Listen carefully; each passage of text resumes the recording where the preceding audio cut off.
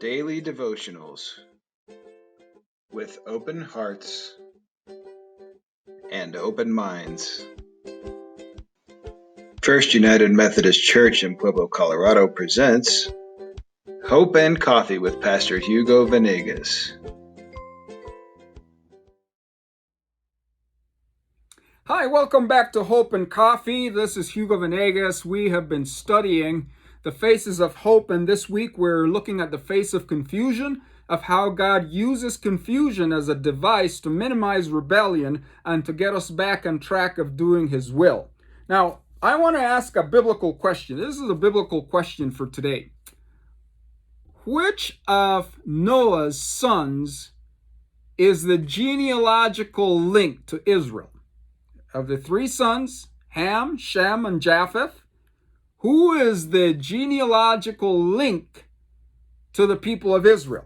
Now, we're going to move now down from chapter 11, beginning on verse 10, and I'm going to read just a few sections because now the writer of Genesis is getting into the descendants of the sons of Noah because he wants to show us the genealogical link to Israel. And beginning at verse 10, it says, "This is the account of Shem.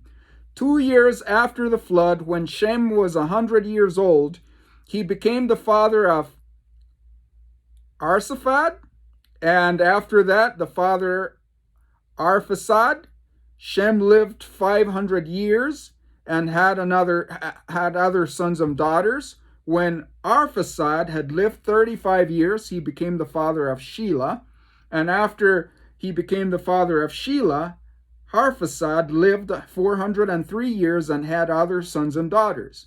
When Shelah had lived 30 years, he became the father of Eber. And after he became the father of Eber, Shelah lived 403 years, and he had sons and daughters. Then Eber lived 34 years, and he became the father of Peleg.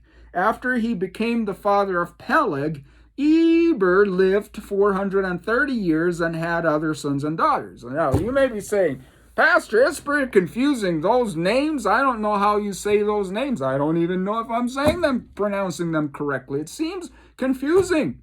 So why is all this name? This one begot that one begot that one. He had other sons. And then what Genesis is trying to do is to show us the genealogy into the people of Israel. And if you go down, because this is the spectacular thing, something epic is about to happen, folks. Something epic is about to happen. Look at verse 26. It says, after Terah had lived 70 years, he became the father of Abraham, Nahor, and Haran. This is the account of Terah. Terah became the father of Abraham, Nahor, and Haran became the father of Lot. While his father Terah was alive, Haran died in Ur of the Chaldeans in the land of his birth. Abram and Nahor both married. The name of Abram's wife was Sarai, and the name of Nahor's wife was Milcah. She was the daughter of Haran and the father of both Milcah and Iscah. Now Sarai was barren and she had no children. Terah took his son Abram and his grandson Lot to Haran, and his daughter-in-law Sarai and the wife of his son Abram. And together they set out from Ur of the Chaldeans to go to Canaan. But when they came to Haran, they settled there. Terah lived 205 years, and he died in Haran. Now, you may say, Pastor, that is very confusing. The genealogists confuse me.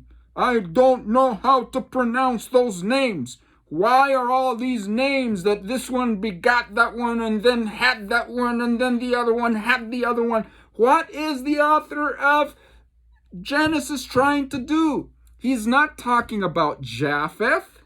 He's not talking about Ham. Who is he talking about? Shem. That's the answer.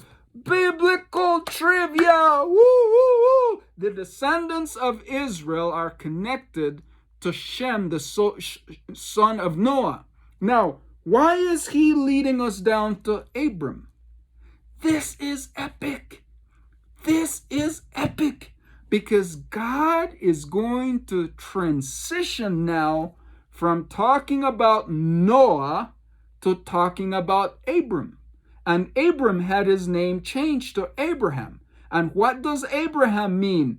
You guessed it, Father of nations, Father of nations. Father Abraham has many sons has Father Abraham. I am one of them, and so are you. So let's just praise the Lord. Did you sing that in Sunday school or vacation Bible school?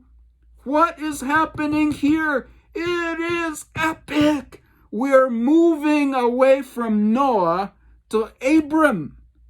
Abram, the father of nations. It comes back to the plan of God. God uses confusion to minimize Babel and what they wanted to do. They wanted to build a name for themselves. They wanted a city for themselves. They wanted a civilization where they would just kick God out. It was a secular society, and that's what we need to understand.